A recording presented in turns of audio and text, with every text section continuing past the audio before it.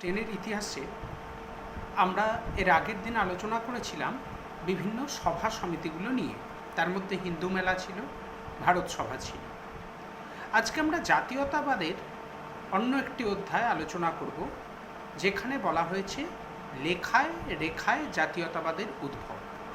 লেখায় অর্থাৎ বিভিন্ন রচনার মাধ্যমে, এবং রেখায় অর্থাৎ ছবি আঁকার মাধ্যমে কিভাবে ভারতীয়দের মধ্যে জাতীয়তাবাদের উদ্ভব হয়েছিল সে সম্পর্কে আলোচনা করতে গিয়ে আজকে আমরা একটি লেখা উপন্যাস নিয়ে পড়ব, যার নাম হচ্ছে আনন্দমঠ। আজকে এই আনন্দমঠ সম্পর্কে আমরা আলোচনা করব। আনন্দমঠ একটি বিখ্যাত উপন্যাস। ভারতের জাতীয়তাবোধ জাগরণে এই আনন্দমঠের কিন্তু খুব গুরুত্বপূর্ণ ভূমিকা ছিল। আনন্দমঠ উপন্যাসটি লিখেছিলেন সাহিত্য সম্রাট বঙ্কিমচন্দ্র চট্টোপাধ্যায়। 1881 খ্রিস্টাব্দে বঙ্গদর্শন পত্রিকায় ধারাবাহিকভাবে পার্টে পার্টে এটা প্রকাশিত হয়। আর 1882 খ্রিস্টাব্দে এটা একটা সম্পূর্ণ বই হিসাবে প্রকাশিত হয়। এই আনন্দমঠ উপন্যাস থেকেই শর্ট প্রশ্ন হিসাবে আসতে পারে যে গ্রন্থটি দীনবন্ধু মিত্র, নীল দর্পণের লেখক যে দীনবন্ধু মিত্র, তিনি মারা গিয়েছিলেন। এই দীনবন্ধু মিত্রকে উৎসর্গ করেছিলেন সাহিত্য সম্রাট বঙ্কিমচন্দ্র। এর ইংরাজিতেও অনুবাদ হয়েছিল, দ্য অ্যাবে অফ ব্লিস, এই আনন্দমঠের ইংরাজি অনুবাদ। এখন আনন্দমঠ উপন্যাসটার মূল বিষয়বস্তু কী ছিল? আনন্দমঠ উপন্যাসটা লেখা হয়েছিল 76-এর মন্বন্তর এবং সন্ন্যাসী ফকির বিদ্রোহের ওপর। ইংরেজদের যে বিভিন্ন ভূমি রাজস্ব ব্যবস্থা ছিল তার প্রভাবে ভারতে কৃষকদের ওপর করের বোঝা বহু পরিমাণ বাড়িয়ে দেওয়া হয়েছিল। তাদের সমস্ত সম্পদকে শোষণ করে নেওয়া হয়েছিল। তাতে কৃষকদের অবস্থা দুর্বিষহ হয়ে ওঠে। তারা ফসল থেকে যে পরিমাণ অর্থ পেত তার দ্বিগুণ পরিমাণ অর্থ তাদের রাজস্ব বা কর হিসাবে দিয়ে দিতে হতো।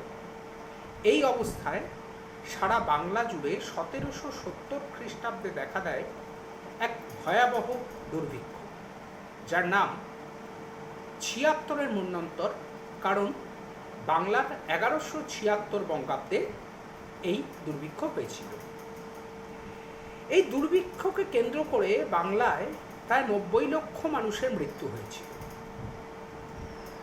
এবং তাতে এই যে ইংরেজদের দায়ী করে এই দুর্ভিক্ষের জন্য, এই অসহনীয় অবস্থার জন্য ইংরেজদের দায়ী করে সেই সময় থেকেই কিন্তু ভারতীয়রা প্রতিবাদ বা বিদ্রোহ করতে শুরু করে, যার একটা গুরুত্বপূর্ণ হচ্ছে সন্ন্যাসী ফকির বিদ্রোহ।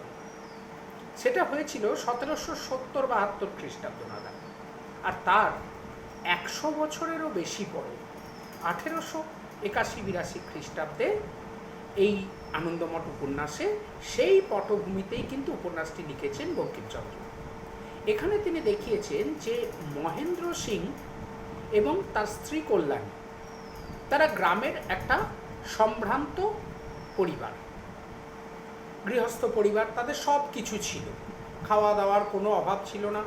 কিন্তু এই 76-এর মন্বন্তরের কারণে তারা সর্বস্ব হারিয়ে দুমুঠো খাবার সন্ধানে তারা শহরের দিকে যাচ্ছিল। যে শুনেছিল শহরে গেলে কাজ পাবে, খাবার পাবে, তাই সব ছেড়ে দিয়ে তারা শহরে যাচ্ছিল। রাস্তার মধ্যে ডাকাতদের আক্রমণে এবং নানা কারণে আর কি দুর্বিপাকে মহেন্দ্র এবং কল্যাণী স্বামী স্ত্রীর মধ্যে বিচ্ছেদ হয়ে যায়। সেই সময় মহেন্দ্রর সঙ্গে দেখা হয় স্বামী সত্যানন্দ নামে এক সন্ন্যাসীর। এই স্বামী সত্যানন্দ এবং তার যে কার্যাবলী, এটাই মহেন্দ্রকে উদ্বুদ্ধ করেছিল। মহেন্দ্রর মাধ্যমে লেখক দেখিয়েছে যে সত্যানন্দ হলেন শুধু একজন জপ তপ করা সন্ন্যাসী নন, তিনি একজন সন্ন্যাসী যিনি ধর্মকর্ম ছেড়ে বর্তমানে কৃষকদের নিয়ে রুখে দাঁড়াচ্ছেন ইংরেজ শাসনের বিরুদ্ধে। তিনি তৈরি করেছেন একটি দল, যে দলের নাম হচ্ছে সন্তান দল। কার সন্তান? দেশ মাতৃকার সন্তান। আমাদের দেশ যে আমাদের মা, এই কথাটা প্রথম আনন্দমঠ উপন্যাসেই বললেন, এবং আমরা যে সবাই দেশ মায়ের সন্তান, এই কথাটাও বঙ্কিমচন্দ্র আনন্দমঠ উপন্যাসে বলেছিল। এই সন্তান দল, তার কার্যাবলী, এবং এইভাবে আস্তে আস্তে আবার মহেন্দ্র এবং তার স্ত্রী কল্যাণীর তাদের মিলন হয়। এর মাধ্যমেই উপন্যাসটি লেখা হয়েছে, যার মাধ্যমে কিন্তু দেশ মাতার কথা তুলে ধরা হয়েছে। এখন এই উপন্যাসের বিষয়বস্তুটা আমরা জানলাম। এই উপন্যাসে গুরুত্বপূর্ণ কি ছিল যেটা জাতীয়তাবাদকে উদ্বুদ্ধ করেছিল, আমরা সেই দিকগুলো একটু দেখে নিই। জাতীয়তাবোধ উদ্বুদ্ধ করায় বা জাতীয় চেতনা জাগরণে এর ভূমিকা কী ছিল, এর মাধ্যমে তিনি কি দেখিয়েছিলেন।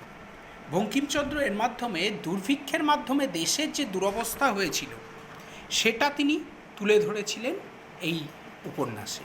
অর্থাৎ ইংরেজরা কিভাবে শোষণ করেছিল, তাতে ভারতের কি অবস্থা হয়েছিল এটা দেখিয়েছিলেন। এখানেই স্বামী সত্যানন্দ তিনি প্রথমে একটি জগদ্ধাত্রী মূর্তি দেখাচ্ছেন।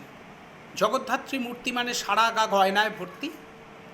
তারপর তিনি দেখাচ্ছেন কালী মূর্তি, যার পরনের পোশাকটুকুও নেই। তিনি দেখিয়েছেন ভারতবর্ষ আগে এরকম জগদ্ধাত্রী মূর্তির মতো ছিল, তার সারা গা ছিল অলঙ্কারে ভর্তি, সম্পদশালী। আজ ইংরেজ শাসনে ভারত মা হয়েছে কালীর মতো। এইভাবে তিনি ইংরেজ শোষণের নগ্ন রূপটি তুলে ধরেছিলেন। 3 নম্বর, তিনি এখানে দেশকে মা বলে ভাবনার আদর্শটা শিখিয়ে দিয়েছিলেন এই আনন্দমঠ উপন্যাসে। তারপর থেকে কিন্তু আমরা ভারত মাতা কি জয় যাই বলি না কেন, তার সূচনাটা কিন্তু হয়েছিল সেই আনন্দমঠ উপন্যাসের মাধ্যমেই। দেশকে বাঁচানোর জন্য সশস্ত্র বিদ্রোহের ডাক দেওয়া, ইংরেজদের বিরুদ্ধে লড়াই করা, এই আদর্শ গড়ে তোলা হয়েছিল সন্তান দলের মাধ্যমেই। বলা হয়েছিল ইংরেজদের হাতে পড়ে পড়ে মার খেয়ে আর দুর্ভিক্ষ পীড়িত হয়ে মরে যাওয়ার থেকে লড়াই করে মরা অনেক ভালো। এই সশস্ত্র বিদ্রোহের কথা কিন্তু আনন্দমঠ উপন্যাসে বলা হয়েছিল। এই আনন্দমঠ উপন্যাসে দেখানো হয়েছিল সন্তান দলের মতো দেশ রক্ষার জন্য সর্বত্যাগী দল, যারা দেশের জন্য সব কিছু, সংসার ছেড়ে দিয়ে সব কিছু ছেড়ে দিয়েছেন। এই সন্তান দলের আদর্শেই কিন্তু পরবর্তীকালে অনুশীলন সমিতি এবং যুগান্তর দল গড়ে উঠেছিল। তাহলে আমরা বুঝতে পারছি যে তার ভূমিকা কতটা ছিল পরবর্তীকালের রাজনীতিকে এগিয়ে নিয়ে যাওয়ার জন্য এই আনন্দমঠের ভূমিকা কী ছিল। সর্বোপরি এই উপন্যাসেই ছিল বন্দে মাতরম সঙ্গীত, যে বন্দে মাতরম দেশ পূজার মন্ত্র হিসাবে বিবেচিত হয়েছিল। এই কারণেই আনন্দমঠকে স্বদেশ প্রেমের গীতা হিসাবে চিহ্নিত করা হয়েছে। স্বদেশ প্রেমের গীতা কেন বলা হয়েছে না, গীতার মাধ্যমে আমরা যেমন আমাদের জীবনের বিভিন্ন দিকগুলো সম্পর্কে সচেতন হয়েছিলাম, আমাদের যেমন ধর্মীয় আধ্যাত্মিক চেতনা গীতা থেকে আমাদের পেয়েছিলাম, গীতার আদর্শ থেকে, তেমনি আমাদের জাতীয়তাবাদ, দেশপ্রেম, এগুলো সব কিন্তু আমরা এই আনন্দমঠ থেকেই প্রথম পেতে শিখি। এই জন্যই একে স্বদেশ প্রেমের গীতা বলা হয়। এর সঙ্গেই আমরা পার্ট হিসেবে আলোচনা করব বন্দে মাতরম। বন্দে মাতরম একটি ধ্বনি, বন্দে মাতরম একটি সঙ্গীত। এর সম্পর্কেও ছোট্ট করে আলোচনা করে রাখি। এটা থেকে 2 নম্বরেরও প্রশ্ন আসতে পারে, আবার 4 নম্বরেরও প্রশ্ন আসতে পারে। তো দেখে নিই, বন্দে মাতরম 1875 খ্রিস্টাব্দে গানটি প্রথম বঙ্কিমচন্দ্র লিখেছিলেন। অর্থাৎ তিনি 1881-82 খ্রিস্টাব্দে যখন আনন্দমঠ লিখছেন, তার থেকেও কিন্তু 6 বছর আগে 1875 খ্রিস্টাব্দে তিনি এই বন্দে মাতরম গানটি লেখেন। কিন্তু সেই গানটি কোথাও প্রকাশিত হয়নি, তিনি লিখে রেখে দেন।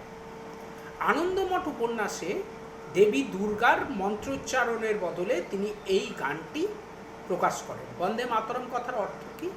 মা তোমাকে বন্দনা করি, অর্থাৎ মাকে পূজা করি। আনন্দমঠ উপন্যাসে গানটি প্রথম ব্যবহৃত হয়। এইখানেই মা দুর্গা থেকে আস্তে আস্তে তিনি সেই মা দুর্গাকে দেশ মাতা হিসাবে দেখিয়েছিলেন। যদু ভট্ট নামে একজন বিখ্যাত সঙ্গীত শিল্পী, তিনি প্রথম এই বন্দে মাতরম সঙ্গীতটায় সুর দিয়েছিলেন। তবে বর্তমানে আমরা যে বন্দে মাতরম গানটা শুনি আমাদের জাতীয় সঙ্গীত হিসাবে, সেই বন্দে মাতরমের সুর কিন্তু রবীন্দ্রনাথ ঠাকুর দিয়েছিলেন। প্রথম সুর দেন কে? যদু ভট্ট। 1896 সালে জাতীয় কংগ্রেসের অধিবেশনে রবি ঠাকুর এই বন্দে মাতরম গানটি নিজের সুরে গান।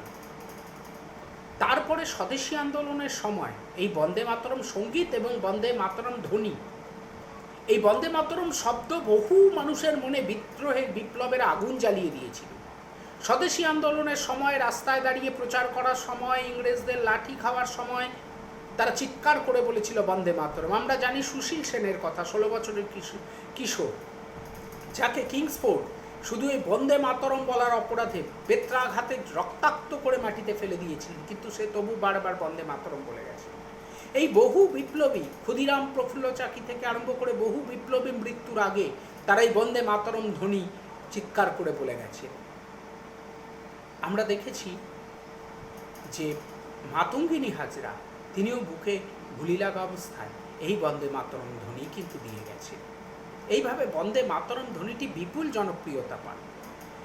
1907 সালে মাদাম কামা তিনি প্রথম যে জাতীয় পতাকা তুলেছিলেন, তার মাঝখানেও কিন্তু দেবনাগরী অক্ষরে এই বন্দে মাতরম শব্দটি লেখা ছিল।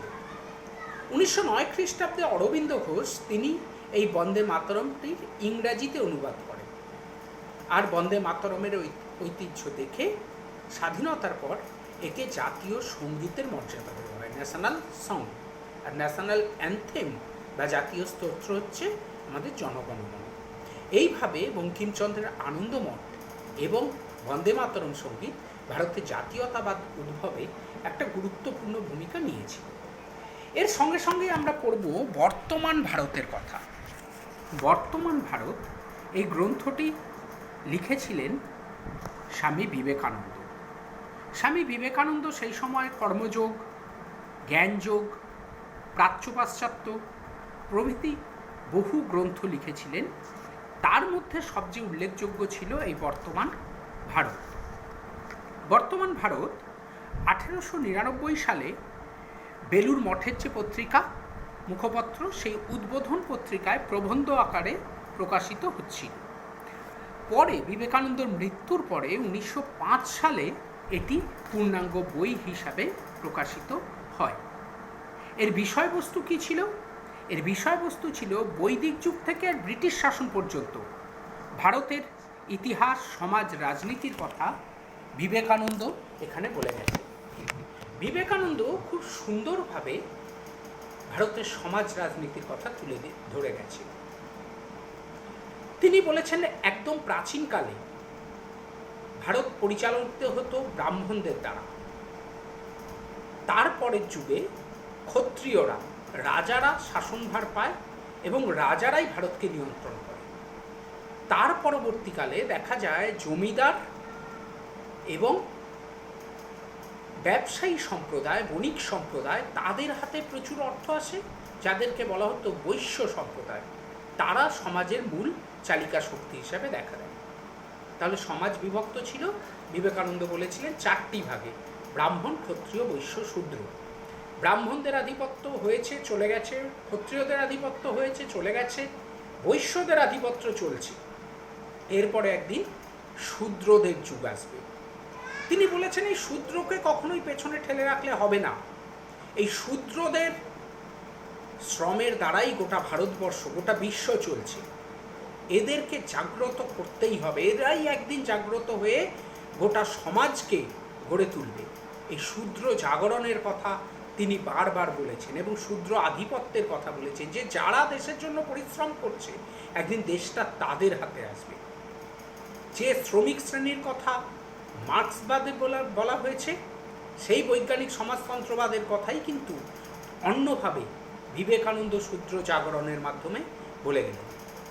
তিনি দেশপ্রেমের আদর্শ প্রচার করলেন।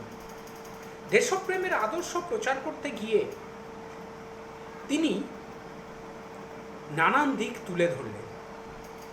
তিনি বললেন, এই ভারতের কথা বললেন। দেশপ্রেমের আদর্শ প্রচার করতে গিয়ে তিনি বললেন যে এই ভারত মাতার মুক্তির জন্যই আমাদের কাজ করতে হবে। তিনি বললেন যে ভারতবাসী আমার ভাই, ভারতবাসী আমার প্রাণ, ভারতের দেবদেবী আমার ঈশ্বর। তিনি বলেছেন ভারতের মৃত্তিকা আমার স্বর্গ, ভারতের কল্যাণ মানেই আমার কল্যাণ। অর্থাৎ আমি কেউ আলাদা নই, আমি এই ভারতের একটা অংশ। দেবদেবীরা কেউ আলাদা নন, তারাও এই ভারতেরই একটা অংশ। অর্থাৎ আমরা যা কাজ করব এই ভারতবর্ষের কথা মাথায় রেখেই আমাদের করতে হবে। এইভাবে দেশপ্রেমের আদর্শ জাগ্রত করেছেন বিবেকানন্দ তার এই বর্তমান ভারত গ্রন্থে। তিনি দেশের জন্য লড়াই করার ডাক দিয়েছেন। তিনি বলেছেন, সাহস অবলম্বন করো, জন্ম হইতেই আমরা মায়ের জন্য বলি প্রদত্ত। এই মা কোন মা? এই মা দেশ মা। বিবেকানন্দ দেশ মায়ের জন্য নিজেদের আত্মবলিদান দেবার কথা বলেছেন, দেশের জন্য লড়াই করার কথা বলেছেন। এই জন্যই বর্তমান ভারতের জাতীয়তাবাদী জাগরণে গুরুত্বপূর্ণ ভূমিকা গ্রহণ করেছিল। তাহলে আমরা দেখে নিই বর্তমান ভারত গ্রন্থের কী ভূমিকা। 1899 সালে এটি উদ্বোধন পত্রিকায় প্রকাশিত হয়, 1905 সালে গ্রন্থের আকারে প্রকাশিত হয়। বিষয়বস্তু হচ্ছে বৈদিক যুগ থেকে ব্রিটিশ শাসন পর্যন্ত ভারতের ইতিহাস, সমাজ, রাজনীতির কথা বলা হয়েছে। এর মাধ্যমে তিনি আর কি বলেছেন? শূদ্র আধিপত্যের কথা বলেছেন, তাদের জাগরণের কথা বলেছেন, তাদের মাধ্যমে নতুন ভারত গড়ে উঠবে সে কথাও তিনি বলেছেন। তিনি এর মাধ্যমে দেশপ্রেমের আদর্শ প্রচার করেছেন, যেটা আমি বললাম যে এই ভারতের কল্যাণ মানেই আমার কল্যাণ, সেটাও তিনি প্রচার করেছেন এর মাধ্যমেই। তিনি দেশের জন্য লড়াই করার ডাক দিয়েছেন। তিনি বলেছেন, জন্ম হইতেই আমরা মায়ের জন্য বলি প্রদত্ত। তাহলে দেশপ্রেমের আদর্শের সঙ্গে সঙ্গে দেশের জন্য লড়াই করার কথা বলেছেন, ইংরেজ বিরোধিতার কথা বলেছেন। এবার এটা গুরুত্বপূর্ণ কেন ছিল? সিডিশন কমিশন তার রিপোর্টে স্পেশালি বিপ্লবীদের ওপর বিবেকানন্দের প্রভাব বিশেষভাবে উল্লেখ করেছে। সিডিশন কমিশনে বলা হয়েছিল যে এই বিপ্লবীরা তারা প্রেরণা পাচ্ছে বিবেকানন্দের বর্তমান ভারত নামক গ্রন্থ থেকে। তাহলে বোঝা যাচ্ছে ইংরেজ সরকারও কিন্তু ভীত হয়েছিল এই গ্রন্থের প্রতি। অরবিন্দ ঘোষ বিবেকানন্দকে জাতীয় জীবনের গঠনকর্তা বলেছেন, যে আমাদের যে ভারতীয় জীবন, যে ভারতবাসী হিসাবে আমাদের যে চেতনা, এটা গঠন করেছিলেন বিবেকানন্দ। কে বলছেন? অরবিন্দ ঘোষ বলছেন। আর.জি. প্রধান নামক একজন ঐতিহাসিক, তিনি বিবেকানন্দকে ভারতের জাতীয়তাবাদের জনক বলেছেন, যে বলেছেন বিবেকানন্দের মাধ্যমে ভারতের প্রকৃত জাতীয়তাবাদ গড়ে উঠেছিল। এইভাবে আমরা দেখলাম যে বর্তমান ভারত নামক গ্রন্থটি ভারতের জাতীয়তাবাদ জাগরণে অত্যন্ত গুরুত্বপূর্ণ ভূমিকা গ্রহণ করেছিল। তাহলে আমরা আজকে দুটো প্রশ্ন নিয়ে আলোচনা করলাম। একটা হলো বর্তমান ভারত, আর আরেকটা হলো আনন্দমঠ উপন্যাস, তার সঙ্গে বন্দে মাতরম সঙ্গীত। এই লেখায় রেখায় আমাদের প্রতিটা কিন্তু লেখা এবং প্রতিটা ছবি গুরুত্বপূর্ণ। এখানে আমরা বিবেকানন্দর বর্তমান ভারত পড়ব, আনন্দমঠ পড়ব, রবীন্দ্রনাথের গোড়ার কথা পড়ব, অবনীন্দ্রনাথ ঠাকুরের ভারত মাতা চিত্রের কথা। এইভাবে আমাদের লেখায় রেখায় জাতীয়তাবাদের উদ্ভবের কথা ভালো করে পড়তে হবে। তোরা এই বর্তমান ভারত এবং আনন্দমঠ এই দুটো ভালো করে তৈরি করবি।